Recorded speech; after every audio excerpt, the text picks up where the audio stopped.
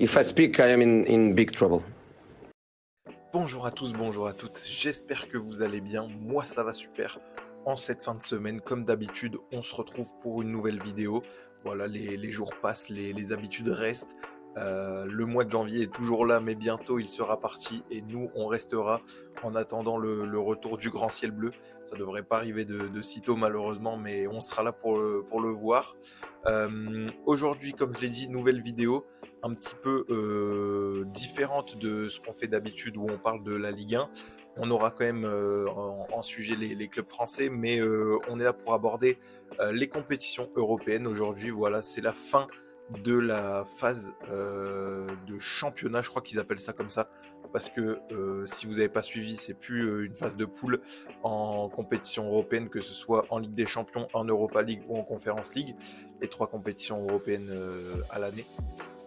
On a maintenant une phase de championnat avec des équipes qui jouent 8 matchs avec 2 équipes par chapeau. Tu joues 2 équipes par chapeau, 2 équipes du chapeau 1, 2 équipes du chapeau 2. Donc tu es censé jouer 2 équipes très fortes, 2 équipes fortes, 2 équipes moyennes et 2 équipes nulles. Et ensuite, en fonction de tes résultats, ça fait un classement à la fin. Et c'est les 24 premiers qui se qualifient. Je crois que c'est comme ça pour la Ligue des Champions, l'Europa League. Pas sûr que ce soit comme ça pour la Conference League parce que j'ai vu que Strasbourg avait joué que 6 matchs. Donc le format est peut-être un peu différent, j'avoue, je suis pas tant expert que ça, mais voilà, vous avez compris le principe. En tout cas, nous, on est là pour débriefer un petit peu cette première partie de saison européenne, on va appeler ça comme ça, et surtout débriefer les performances de nos clubs français qui ont plus ou moins bien réussi. On avait donc, si je dis pas de bêtises, 6 clubs engagés en compétition européenne. On avait Strasbourg en Conference League, Lyon, Nice et Lille en Europa League, et Marseille, non, ça fait plus que 7, ça fait 8, non, ça fait... Attendez, je recommence. Strasbourg, Lyon, Lille, waouh, Strasbourg, Lyon, Lille, Paris, Marseille, Monaco, et j'ai oublié personne. Moi, je galère sur le nombre de... Et Nice, ça fait 7. Ça va aller. Oui, de toute façon, la France n'a jamais eu 8 équipes européennes, donc c'est pour ça que ça me surprenait. Mais tout va bien. Donc voilà, 7 équipes engagées dans différentes compétitions européennes à différentes échelles, mais avec différents parcours et différents résultats au final. Et donc tout simplement, on est là pour en parler tous ensemble et débriefer les résultats qui se sont donc conclus hier soir avec les derniers matchs d'Europa League du coup. Alors qu'on avait eu tout le multiplex de Ligue des Champions mercredi soir, ça aussi c'est le divertissement. Mais voilà, je propose qu'on commence tout de suite avec le débrief. Ah oui, avant ça, je voulais structurer la vidéo important entre 3 catégories. Première catégorie, les équipes qui m'ont agréablement surpris. Résultat très satisfaisant. Voilà, aujourd'hui je suis prof, je distribue les bonnes notes, les bons points et les punitions. Il y aura les équipes très satisfaisantes, rien à dire, vous passez et peut-être même vous sautez une classe. Ce sera discuté en conseil de classe. La deuxième catégorie, c'est les équipes qui passent, mais allez, ça passe. On se retrouve l'année prochaine. Il y aura peut-être des petites lacunes, on en reparlera, mais c'est un bon 12,5-13. Allez, c'est bon pour moi. Et la troisième catégorie, c'est dehors, on vire du collège ou du lycée, c'est inacceptable, c'est les performances qui ont déçu, hein. C'est les déceptions max, comme je les appelle, déceptions max. Donc voilà pour la troisième catégorie. Je propose qu'on structure ça comme ça et qu'on commence par la première catégorie. Donc c'est les félicitations, c'est les parcours très satisfaisants, mention très bien. Et on commence par Strasbourg, mention très bien en Conference League. Alors je vais essayer d'incruster, hop, je me décale pour incruster juste ici. Normalement le classement en Conference League, voilà, vous voyez tout en haut, Strasbourg. Ou alors je l'ai pas, non j'ai pas le classement en Conference League, je le ferai pour les autres. Mais voilà, Strasbourg qui finit premier de cette phase de classement en Conference League.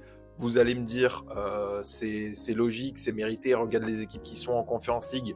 Certes, ok, on peut discuter là-dessus. C'est vrai que si je vous dis, bon, on peut faire le tour des équipes que Strasbourg a affrontées, hein. Il y a eu donc 6 matchs, comme je l'ai dit, contre Bratislava, Bialystok, c'est le 3e du championnat polonais, pour votre petite culture. Haken, une équipe de Suède. Crystal Palace, pas mal quand même. Aberdeen et Breidablik. J'espère que j'écorche pas les noms. Mais voilà les 6 équipes qui ont été jouées par Strasbourg. Ça s'est soldé par un résultat de 5 victoires pour un seul match nul. Donc quand même un très beau parcours. Même si voilà, c'est un peu des équipes de deuxième, pas de deuxième division du coup, mais de deuxième catégorie, je dirais, de championnat secondaire européen. Voilà, fallait aller les gagner les matchs. Et il y a quand même eu cette belle victoire contre Crystal Palace qui est à noter. Donc franchement, bravo à Strasbourg.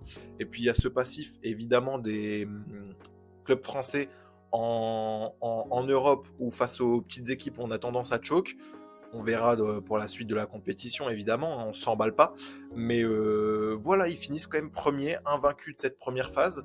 Donc c'est quand même très intéressant. Ça, je pense que c'est dû à plusieurs choses. Premièrement, leur jeunesse et leur talent. En vrai, parce que c'est une équipe très talentueuse, Strasbourg. On le voit que ce soit en compétition européenne, en Conference League ou en Ligue 1. C'est quand même une équipe qui a quand même pas mal de qualité. Et deuxième chose, une très belle profondeur de banc. C'est vrai qu'ils ont pu compter sur énormément de joueurs pour jouer. Et que ce soit alterné entre la Coupe de France, le championnat et la Conference League. Ils s'en sortent à merveille pour l'instant. Même s'il y a eu un petit creux en championnat, on en avait parlé. Mais pour l'instant, ça se passe très bien pour eux et ils arrivent à jouer sur tous les tableaux, donc tant mieux. Maintenant, voilà, c'est vrai que quand on finit premier de la phase de qualification championnat, on est attendu par la suite. Je pense qu'ils apparaissent comme l'une des équipes, si ce n'est l'équipe favorite pour aller à la victoire finale. Il y aura quand même du coup Crystal Palace et la AZ Alkmaar à passer, qui sont, je pense, les deux seuls vraiment prétendants en termes de qualité intrinsèque, même si j'aime pas ce mot, à la victoire en Conference League. Déjà, il y a eu un bon point avec cette victoire contre Crystal Palace, donc un concurrent direct si on le voit comme ça. Mais ouais, Strasbourg a les armes, a les arguments pour aller au bout. Et moi, j'ai très hâte de suivre leur parcours. Ils finissent premiers de la première phase, c'est très intéressant. Maintenant, on a hâte de les voir, et notamment que ce soit en quart de finale ou en demi-finale. On espère déjà qu'ils arriveront à ce stade-là, et on verra ouais, tout simplement leur performance quand ça commencera à jouer à un niveau un peu plus intéressant. Première place partagée, on a eu la France a bien réussi cette phase de qualification. Je dois le dire, ça leur réussit bien ce nouveau format. Lille l'année dernière qui finit top 8 en Ligue des Champions. Là, Strasbourg qui finit premier de Conference League et Lyon qui finit premier d'Europa League. C'est quand même pas rien. Là, cette fois-ci, j'affiche le classement juste ici. Je n'avais pas le classement de Conference League, ou peut-être que je le mettrai et du coup je me contredirai dans ce que je dis et dans ce que j'affiche. Mais voilà, je ne sais pas si vous arrivez à bien voir. Mais en tout cas, tout en haut, on a Lyon, premier d'Europa League. On a dit Strasbourg, ça a affronté des équipes un peu mid, voire nulles. Ça finit premier, bon, ok. Lyon qui finit premier de la phase de qualification en Europa League, ça c'est pas rien. Ça faut quand même le souligner. Faut quand même distribuer les encouragements. On salue la performance, même si voilà, les équipes aussi, c'était pas non plus des grandes écuries européennes. Il y a quand même 7 victoires pour une seule défaite. Des victoires contre Utrecht, donc une équipe de Suisse, Salzbourg, Autriche, Bâle, Suisse aussi, Tel Aviv, Israël, Eagles, j'ai un doute, Berne, Suisse aussi, 3 équipes suisses d'ailleurs, ouais, et le PAOK, Grèce, si je dis pas de bêtises. Et il y a eu cette seule défaite contre le Betis. Donc, on peut quand même mettre un petit apostrophe, ça se dit pas, mais émettre un léger doute sur le fait que la seule équipe vraiment compétitive qu'ils ont affrontée, ils ont perdu, sans manquer de respect aux autres.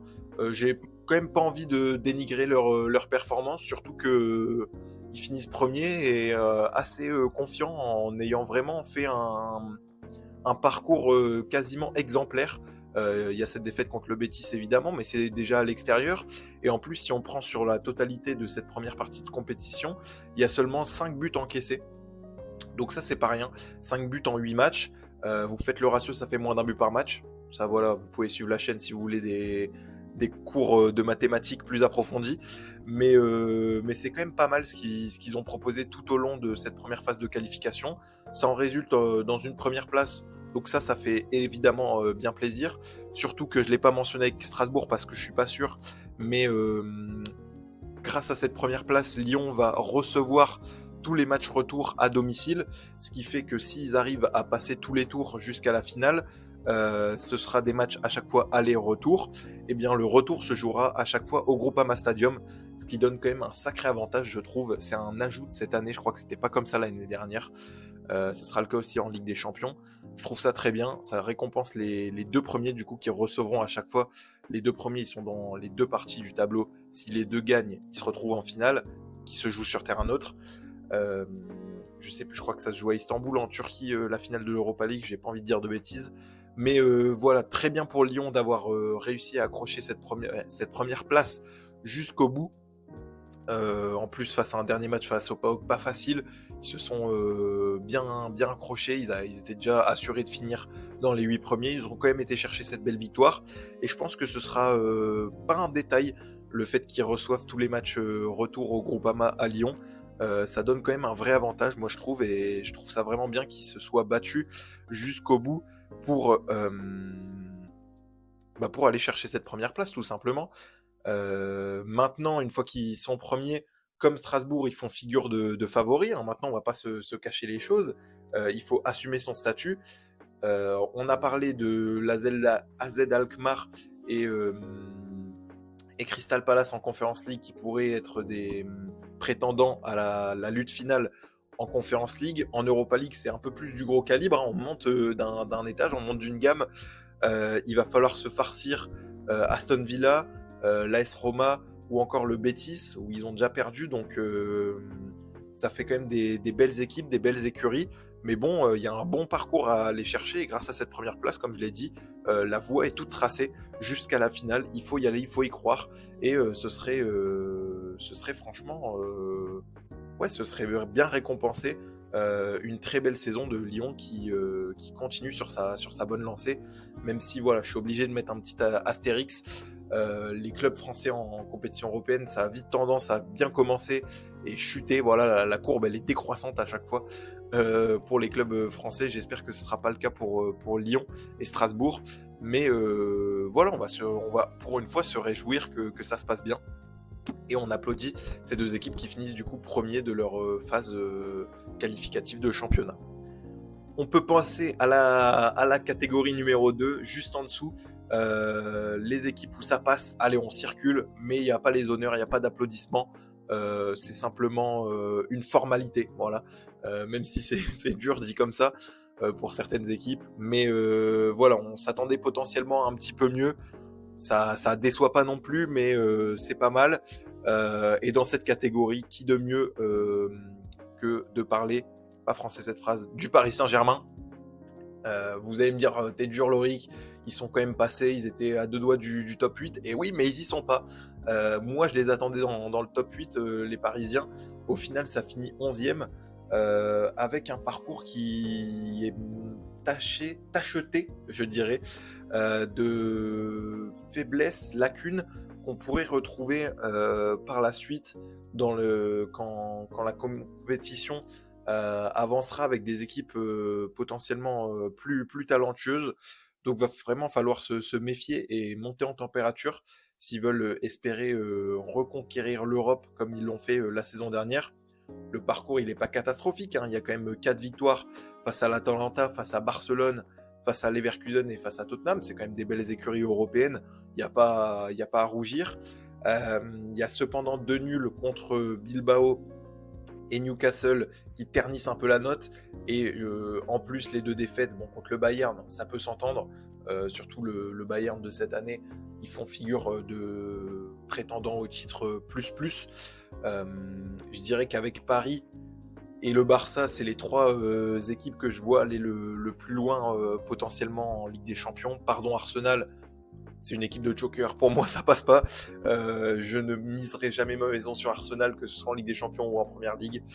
Voilà, salut à tous mes copains d'Arsenal. Belle équipe, cependant.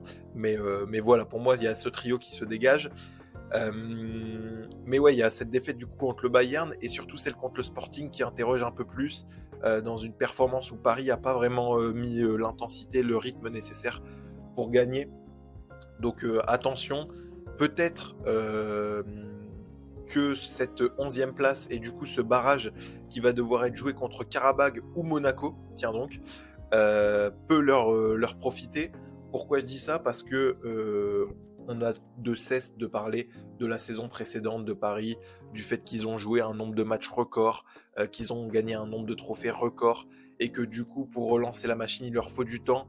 Ils apparaissent un peu comme des diesels, Paris, c'est-à-dire que les mois de septembre, octobre, novembre, décembre, on va leur excuser leur mauvaise performance, et on va dire qu'il faut qu'ils montent en régime, un peu comme ils ont fait l'année dernière au final, où si vous vous souvenez bien, en vrai, juste pour prendre l'exemple de Dembélé, la première partie de saison, elle n'est pas niveau Ballon d'Or. C'est sa deuxième partie de saison qui est vraiment impressionnante.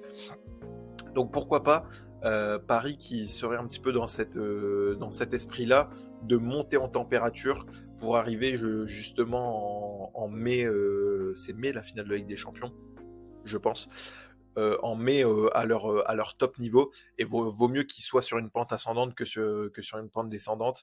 Donc pourquoi pas avoir ce barrage qui leur permettent de gagner en rythme encore un peu plus, surtout qu'il n'y a pas la Coupe de France, donc si tu comptes exclusivement sur la Ligue 1 pour te préparer à tes chocs en Ligue des Champions, c'est parfois un peu compliqué. Tu affrontes le Nantes le week-end et le Barça en semaine, tu sens la différence d'intensité.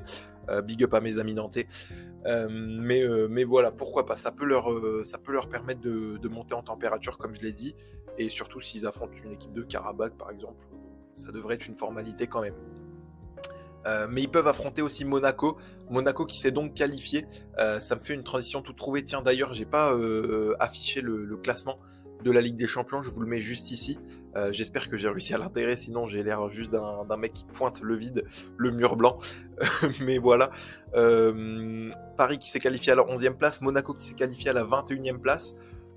Franchement, bravo à eux quand même. Un peu moins attendu que Paris, la qualification de Monaco en Ligue des Champions, on va pas se mentir, même si ça reste une équipe taillée pour cette compétition européenne, je le maintiens, même si ça se passe pas bien en Ligue 1, ils ont quand même les qualités pour aller jouer au plus haut niveau, je pense. Et ils l'ont montré sur cette campagne européenne, sur cette première partie de campagne européenne. Ils ont montré qu'ils avaient les qualités pour aller embêter certains grands européens. Je pense spécifiquement à ce match contre Manchester City qui était vraiment pas intéressant et qui se solde par un match nul. Donc ça montre qu'ils sont capables d'élever leur niveau de jeu quand l'adversaire le demande. Au final, ils ont un bilan à 2 victoires, 4 nuls et 2 défaites. Les 2 victoires, elles sont contre Bodo Glimt et Galatasaray. 2 nuls contre City, du coup je l'ai dit. 4 nuls, pardon, contre City, Tottenham, Pafos, et il m'en manque un. C'est pas grave. Et les 2 défaites contre Bruges et Madrid. La défaite contre Madrid 6-1, c'était une déculottée plutôt qu'une défaite. Mais voilà, quand même beau parcours de Monaco dans un premier temps, qui a fait l'essentiel, se qualifier, même si ça se fait pas avec des places hautes dans le classement. On sait que plus t'es haut, plus du coup t'affrontes des équipes en bas qui sont censées être moins fortes. Là, Monaco du coup va devoir se farcir soit c'est contre Juventus, pardon, le 4e match nul. J'ai le 0-0 sous les yeux, de mémoire c'est ça. Mais du coup ils vont devoir se farcir soit le Paris Saint-Germain, soit je reprends le classement, du coup c'est Paris ou Newcastle, voilà c'est ça. Bon, ça va être compliqué, on va pas se mentir pour Monaco, mais déjà qu'ils sortent de cette phase de championnat, c'est un bon point. On sait que surtout pour ces équipes-là, on va pas se mentir, Monaco c'est pas l'équipe de 2017 qui va en demi-finale de Ligue des Champions, ils n'ont pas le talent pour aller beaucoup plus loin, donc c'est surtout l'aspect financier qui est important. Il y a pas mal de primes quand tu sors de cette première phase-là, donc ça se prend, et surtout pour les autres clubs français, Ça fait plaisir, ça augmente l'indice UEFA de la France. Et plus ton indice UEFA est haut, plus tu as d'équipes de places européennes la saison prochaine. C'est un système où plus tu accumules de points UEFA, plus les places sont qualificatives en compétition européenne. Par exemple, la Première Ligue, je crois qu'ils ont 8 ou 9 places européennes. Nous, on en a 7. Non, on en a 6. Et si un club européen gagne la Coupe de France, ça fait une 7e place qualificative. Bref, du coup, pas mal pour ça, mais je les vois mal se qualifier un tour de plus, surtout s'ils jouent Paris ou Newcastle. Enfin, ils vont jouer Paris ou Newcastle, mais s'ils tombent contre Paris, déjà, ça va être très compliqué. Newcastle, il y aura pourquoi pas un espoir, mais ça reste une très belle équipe. Mais quand même, chapeau à eux pour s'être qualifiés. 12,5, bravo, sans les honneurs, le job a été fait. C'est un peu pareil pour le LOSC. Eux, c'était pas en Ligue des Champions. On sait que l'année dernière, ils nous avaient bien impressionnés avec ce top 8, j'en parlais juste avant. Cette fois-ci, ils étaient en Europa League, du coup, cette année. Et ils ont réussi à se qualifier aussi. Avant la saison, moi, je vais pas mentir, quand j'avais fait un peu mes pronostics dans ma tête, j'avais Strasbourg, Lyon, Paris et Lille dans les top 8 de leurs compétitions européennes respectives. Lille, c'est un peu l'équipe qui m'a déçu. Je les voyais bien faire ce top 8 en Europa League. Malheureusement, c'est pas le cas. On a pensé que ça allait être possible longtemps, parce qu'ils ont plutôt bien commencé leur campagne avec des victoires, notamment face à Brann et à Rome. Rome, dans ce match complètement fou, Berke Ozer, il arrête 3 pénaltys d'affilée, c'était un match complètement dingue. Mais de toute façon, les matchs de Lille en compétition européenne cette année, c'est souvent des scénarios assez rocambolesques. 4 victoires quand même importantes contre Brann, Rome, Zagreb et Fribourg. Avec de l'autre côté 4 défaites, donc contre le PAOK, Belgrade, Berne et Vigo. Des matchs qui auraient pu être gagnés et qui auraient pu laisser entrevoir la possibilité d'un top 8. Mais bon, je considère quand même que le taf a été fait avec cette dernière victoire qui symbolise un petit peu le soulagement contre Fribourg, qui est une équipe du top 8 quand même d'Europa League. Donc c'était pas rien de gagner contre Fribourg. Pourquoi pas, eux aussi peuvent monter en température, même s'ils ont pas mal de blessés, ça risque d'être compliqué. Ils vont devoir se farcir, du coup, soit l'Étoile Rouge, soit le Celta Vigo en barrage, si je dis pas de bêtises. Le tirage au sort se fera demain au moment où je tourne cette vidéo. Au moment où elle sort, normalement ce sera déjà fait, donc vous allez pouvoir aller voir. Mais Vigo, en plus, une équipe contre qui ils ont déjà perdu. L'Étoile Rouge, ils n'ont pas joué, mais je pense qu'ils ont les qualités pour les battre. Va falloir qu'ils élèvent aussi leur niveau de jeu s'ils veulent aller loin dans cette compétition. Comme je l'ai dit avec Lyon, il y a quand même pas mal de prétendants à la victoire finale. Mais ce qui peut être un petit peu fun pour Lille, c'est que s'ils gagnent leur barrage, ils tomberont soit contre Aston Villa, soit contre Lyon. Si eux-mêmes gagnent... Bah non, en fait. Ils tomberont soit contre, je la refais, soit contre Aston Villa, soit contre Lyon, parce que ces derniers sont déjà qualifiés d'office et ne joueront pas de barrage. Donc en fonction du tirage au sort, si Lille se qualifie, il y a ce 8e de finale qui les attendent. Et pourquoi c'est marrant? Parce que Lyon-Lille, déjà c'est franco-français, donc c'est assez rigolo, comme Paris-Monaco qui pourrait tomber. Et en plus, il y a pas mal de passifs entre Lyon et Lille, en Coupe de France notamment, où ils se sont beaucoup joués ces dernières années. Donc ce serait assez fun. Et Aston Villa, si vous êtes supporter lillois ou amateur de foot européen, vous ne pouvez que vous souvenir de cette élimination en quart de finale de Conference League, il y a de ça maintenant 2-3 ans. J'ai des doutes, 2 ans je dirais, face à Aston Villa pour le LOSC, dans un match assez fou qui était allé aux prolongations et ils se font éliminer au final. Donc ce serait un petit peu un remake de ce quart de finale là, et je suis sûr que les Lillois sont revanchards de jouer cette équipe d'Aston Villa, donc ce serait assez rigolo. On leur souhaite du coup de se qualifier pour ce barrage, mais c'est pas donné, c'est quand même des belles équipes, et on l'a dit, Celta Vigo, ils ont déjà perdu contre eux cette saison, même si c'était un scénario aussi un petit peu fou. avec un carton rouge, et au final ils prennent un but alors qu'ils sont à 11 contre 10, donc vraiment cracra le scénario.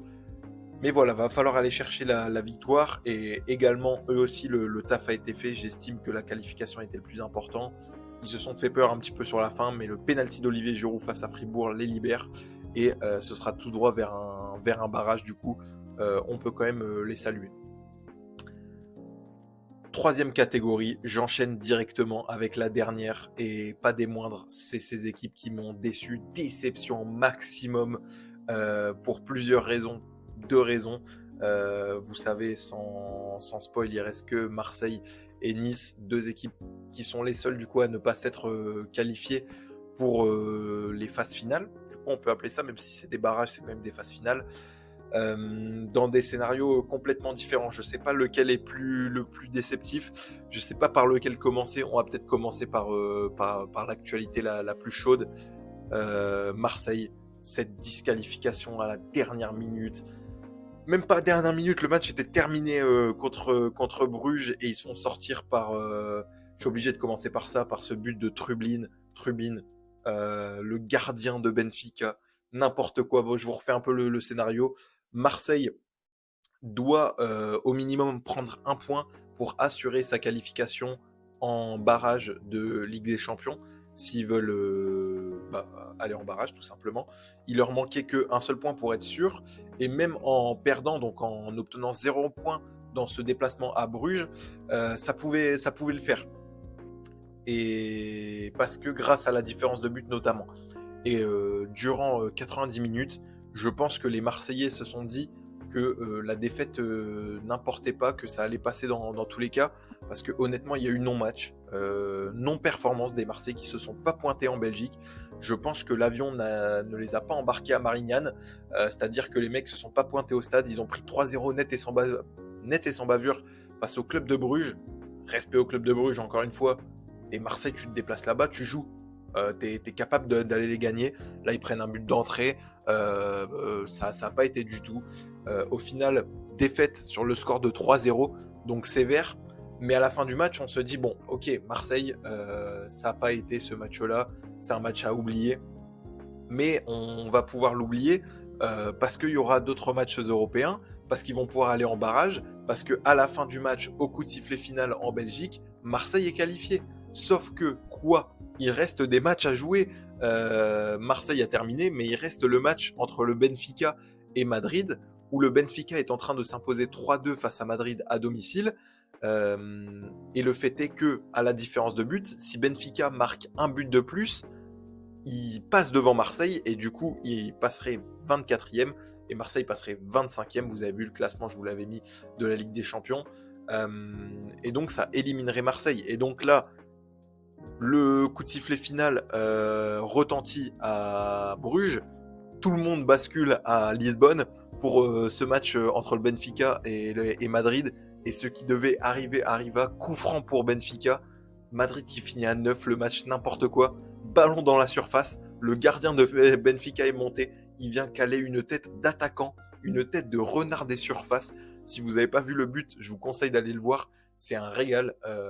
En tant que fan de football français, j'étais dépité, mais le but est masterclass. Ballon parfait. Il vient de loin, le ballon, 40-50 mètres, il est quasiment au milieu de terrain. Il envoie un centre idéal pour le gardien, tête plongeante, magnifique. Mais du coup, ce but qui élimine Marseille alors que le match était terminé. En plus, summum de la loose, les écrans géants à Bruges qui mettent bien joué, bravo pour la qualification de Marseille. Et au final, ils ne sont pas qualifiés à cause de ce but qui arrive dans les dernières minutes. Summum de la loose, summum de la... Enfin, c'est l'incarnation de la France en compétition européenne. Au final, il nous arrive toujours des galères comme ça. Et là, Marseille qui a vraiment subi la foudre. Et ils peuvent s'en vouloir qu'à eux-mêmes. Moi, je maintiens ça. C'est que oui, il y a ce coup du destin et ça doit pas arriver, ce but du gardien de Benfica face à Madrid à la dernière minute. Ça doit jamais arriver. Mais le problème, c'est que toi, tu as perdu 3-0. Si tu avais perdu 2-0, tu étais qualifié. Tu t'es fait frapper 3-0 à l'extérieur à Bruges. Tu n'étais pas chez Barcelone ou chez je ne sais qui. Non, tu étais à Bruges, il y avait moyen d'aller faire un vrai bon match. Tu te fais taper 3-0, au final tu es disqualifié. Et ben bien fait pour toi. Et tu peux t'en mordre les doigts. et c'est ce qu'ils feront les Marseillais. Je suis bien dégoûté pour eux, mais ils méritaient pas mieux. Voilà, après ce match contre Bruges, ils méritaient pas mieux. Et c'est comme ça qu'ils sont sortis à la dernière minute dans une dramaturgie la plus totale.